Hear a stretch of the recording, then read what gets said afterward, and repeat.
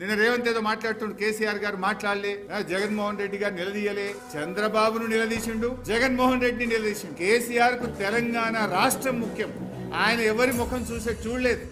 ఇలా ఇది కేంద్ర మంత్రి సమక్షంలో, జగన్మోహన్ రెడ్డి సమక్షంలో పోతిరెడ్డిపాడు అక్రమ ప్రాజెక్టు నాన్ బేసిన్ కు మీరు నీళ్లు తీసుకుపోతున్నారు.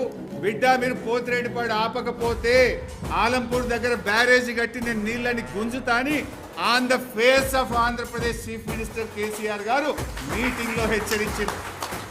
దీన్ని మాట్లాడాడు రేవంత్ రెడ్డి. ఇది చూపాడు. నీకు అంత ధైర్యం ఉందా? నువ్వు మాట్లాడతావా? ఫస్ట్ ఎపెక్స్ లో ఆనాడు చంద్రబాబు నాయుడు పాలమూరును వ్యతిరేకిస్తే కేసీఆర్ గారు పీపీటీ ఇచ్చిండు. అక్కడ ఇగో చూడు, చంద్రబాబు నాయుడు పాలమూరును దత్తత తీసుకున్నాడు అనే పీపీటీ ఆయన వీడియో ఆయనకే చూపించిండు. బీజేపీ మేనిఫెస్టో చూపించిండు, కాంగ్రెస్ మేనిఫెస్టో చూపించిండు.